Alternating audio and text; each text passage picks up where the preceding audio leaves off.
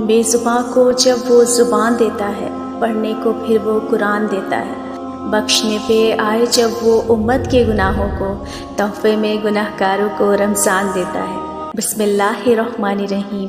السلام علیکم ورحمۃ اللہ وبرکاتہ۔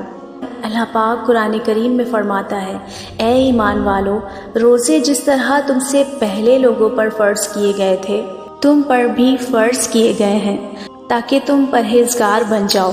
رمضان کا وہ مہینہ جس میں قرآن پاک نازل کیا گیا، جو لوگوں کے لیے سراسر ہدایت ہے، اور اس میں لوگوں کی صحیح رہنمائی کی باتیں ہیں اور غلط اور صحیح کو الگ الگ کر دینے والی صاف اور واضح باتیں موجود ہیں۔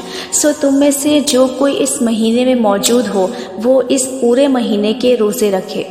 حضرت سلمان فارسی رضی اللہ تعالیٰ عنہ سے روایت ہے کہ ماہ شعبان کی آخری تاریخ کو محمد عربی صلی اللہ تعالیٰ علیہ وآلہ وسلم نے ہم کو ایک خطبہ بیان کیا۔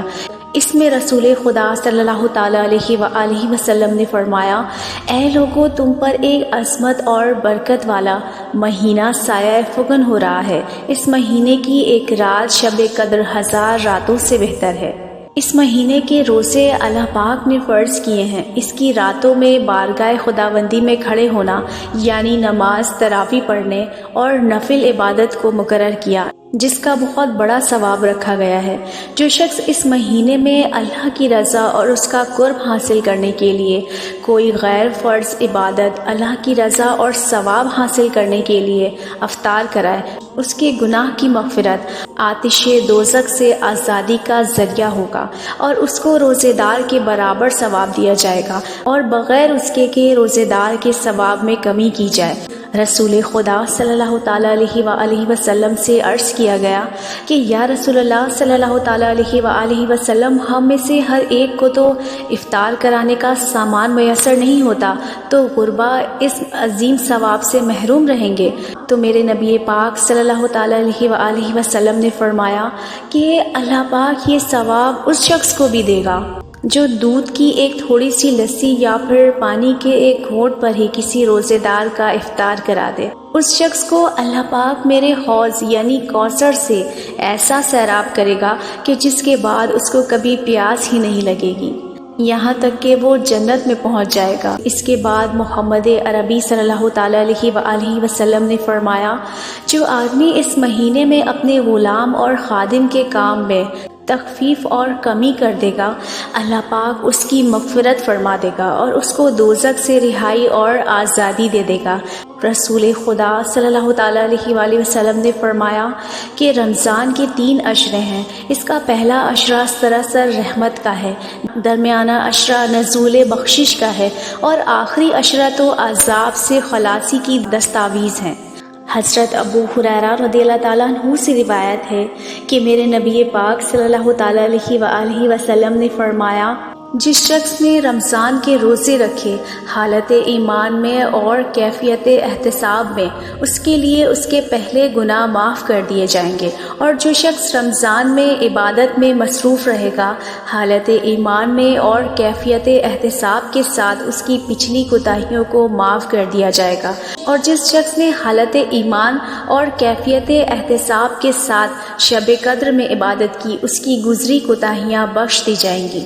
روزہ ایک ایسی عبادت ہے کہ جس کے بارے میں سرکار دو عالم صلی اللہ تعالیٰ علیہ وآلہ وسلم کا ارشاد مبارک ہے کہ اللہ پاک فرماتا ہے، روزہ میرے لیے ہے اور اس کا اجر بھی میں خود ہی دیتا ہوں، یعنی کہ اللہ اور اس کے بندے کا براہ راست معاملہ ہے کہ بندہ اللہ تعالیٰ کے حکم کی بجا آوری میں تمام دن کھانے پینے اور نفسانی خواہشات سے رکا رہتا ہے، اور اس کے ان آداب کی پوری پابندی کا خیال اور احساس رکھتا ہے، اور انہی پابندیوں کے مطابق اپنے دن اور رات کو گزارنے کی کاوشیں کرتا ہے، تو یقیناً اللہ پاک اس کا اجر خود ہی عطا فرماتا ہے۔ روزے کی حالت میں جھوٹ غیبت کرنا، لڑائی جھگڑے اور دوسری اس طرح کی بری چیزوں اور بری باتوں سے سختی کے ساتھ ممانعت کی گئی ہے۔ حدیث پاک میں ہے کہ جس شخص نے روزے کی حالت میں بری بات کہنا اور اس پر عمل کرنا نہ چھوڑا، تو اللہ پاک کو اس کے بھوکے اور پیاسے رہنے کی کوئی ضرورت نہیں۔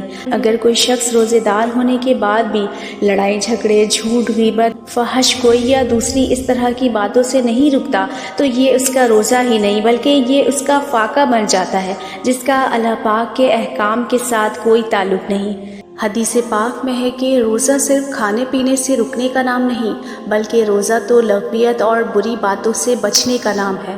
اللہ پاک فرماتا ہے کہ جس کے اعضاء حرام کام سے نہیں رکتے اس کو میری خاطر نہ کھانے اور نہ پینے کی ضرورت ہے۔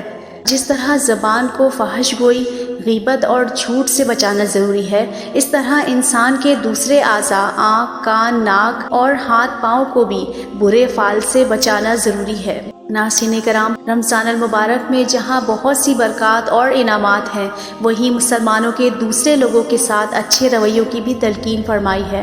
محمد عربی صلی اللہ تعالیٰ علیہ وآلہ وسلم نے ایسے اعمال مبارک سے بھی اس بات کی توجہ دلائی ہے۔ محمد عربی صلی اللہ تعالیٰ علیہ وآلہ وسلم اس مہینے میں باقی مہینوں کی نسبت بہت زیادہ جود و سخا اور کرم فرماتے۔ دین اسلام میں مسلمانوں کے لیے ہر موقع کے لیے آسانیاں رکھی گئیں۔ قرآن پاک میں ارشاد ہوا ہے کہ اللہ تعالیٰ تمہارے حق میں آسانی چاہتا ہے، وہ تمہارے حق میں تنگی ہرگز نہیں چاہتا۔ روزے میں کوئی مسافر ہو یا مریض ہو اس کے لیے بھی رخصت کی اس طرح سے اجازت ہے کہ وہ اس حالت میں رمضان کے روزوں کی قضا بعد کے دنوں میں ادا کرے۔ محمد عربی صلی اللہ تعالیٰ علیہ وآلہ وسلم نے فرمایا کہ رمضان المبارک کو صبر اور غمخواری کا مہینہ کہا جاتا ہے۔ دینی اصلاحات میں صبر کے معنی اللہ کی رضا کے لیے اپنے نفس کی خواہشوں کو دبانا اور تلخیوں اور ناگواریوں کو برداشت کرنا ہے، جس سے اس کے اندر غربا اور مساکین کی ہمدردی کا جذبہ بھی پیدا ہوتا ہے جو ناداری کی وجہ سے فاقوں پر مجبور ہو جاتے ہیں۔ اللہ پاک ہمیں قرآنی تعلیمات اور سنت نبوی صلی اللہ تعالیٰ علیہ وآلہ وسلم پر پورے طریقے سے عمل کرنے کی توفیق عطا فرمائے۔ آمین۔ دعاؤں میں یاد رکھیے گا۔ جزاک اللہ خیرہ۔